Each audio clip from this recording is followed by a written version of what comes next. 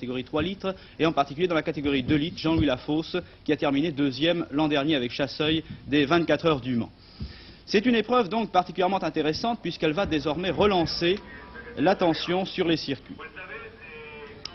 Au départ de cette première épreuve, donc, Claude Ballolena était absent, mais les favoris, je vous l'ai dit, restaient nombreux, avec également Marie-Claude Beaumont, que vous avez vu tout à l'heure sur sa BMW, Guy Fréquelin, Max Antichamp et Jean-Claude Lagnaise. Parce que ce sont des voitures qui sont strictement de série à part l'échappement, et ça regroupe quand même des pilotes de notoriété qui vont venir prochainement, peut-être beltoises, et je pense que ça va quand même donner un peu de spectacle à la course. Mais pour vous, quand même, cette année, vous pensez conserver le titre, disons?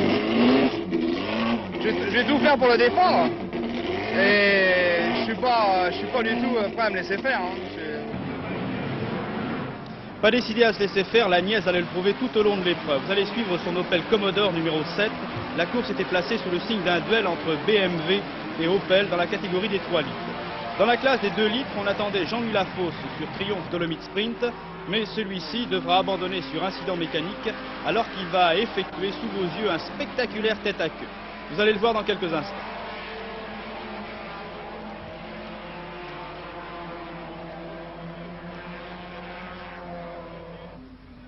Regardez bien, à l'épingle du faille.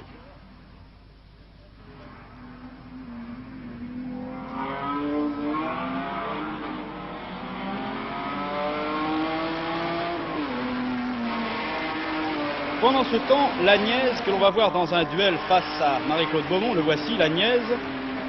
Marie-Claude Beaumont numéro 1 va passer tout à l'heure. Et Lagnaise aura un dauphin qui n'est pas un inconnu, il s'appelle Max Antichamp. Et si l'on jette un coup d'œil sur le classement 75 du championnat de France groupe 1, premier Lagnaise, deuxième Antichamp, le classement est reconduit. Guy Fréquelin est troisième. Henri Gréder, l'un des favoris victime d'accident mécanique, n'a pas pris le départ. Tours est champion de France de basketball déjà et disputera mercredi soir à Milan la finale de la Coupe d'Europe des coupes. À Turin. À Turin, pardon. À Turin contre Milan. Voilà, vous remettez les choses en place, Richardio. Et c'est la première fois, je crois, qu'une équipe de... Non, c'est la deuxième fois qu'une équipe française arrive en finale. Oui, c'est la deuxième fois qu'une équipe française dispute une finale de Coupe d'Europe en basketball. Il y a quelques années, il y avait eu Vichy. En ce qui concerne cette finale, mercredi soir à Turin, on peut regretter évidemment qu'elle ait lieu sur territoire italien, donc elle sera favorable à première vue aux joueurs italiens, mais la décision avait été prise il y a déjà quelques temps. Joueurs, dirigeants sont persuadés que si le match avait eu lieu sur terrain neutre, eh bien Tours aurait été champion d'Europe. Mais avec les Américains, sait-on jamais. Nous allons les retrouver tout de suite sur leur territoire à Tours. Et bravo Tours. Tours qui est champion de France bien avant que le championnat soit terminé d'ailleurs.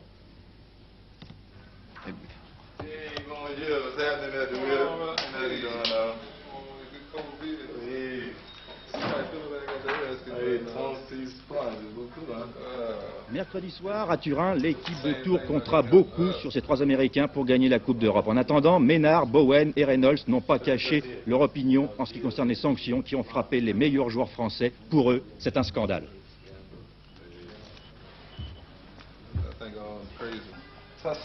Pour moi, ça c'est un scandale, surtout. On cue.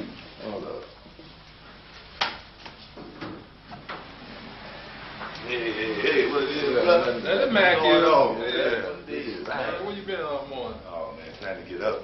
Comme tous les autres joueurs de l'équipe, les Américains exercent une activité annexe. Mais on murmure en Touraine que si Ménard a pu ouvrir un bar, le basketball y est pour quelque chose. Je peux pas lui dire ça. Non. Parce que vous savez qu'en France, officiellement, les joueurs de basketball sont amateurs, mais en réalité, je crois qu'on peut le dire, ils sont tous professionnels maintenant. Oui, tout le monde sait. On peut parler du basketball comme on peut parler de tous les sports. C'est sûr que du point de vue sport de haute compétition, en France, il n'y a plus d'amateurs propres. C'est des amateurs marrons. Nous arrivons vers un professionnalisme camouflé.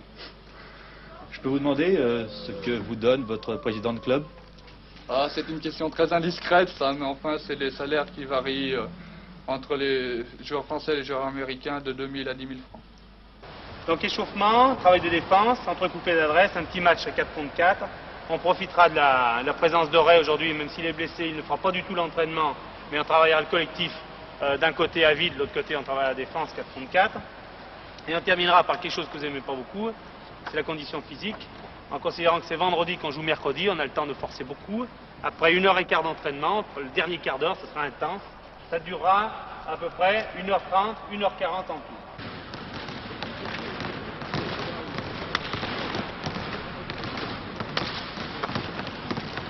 Ces joueurs.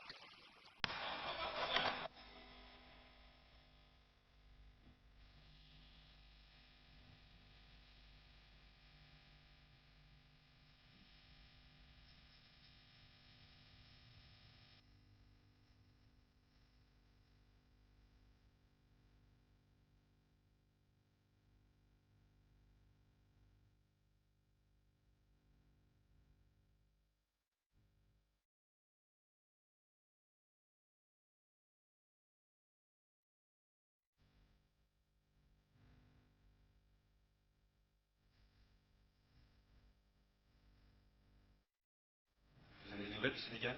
Oui, il était apparemment en train de faire des corvées au côté de mon avis.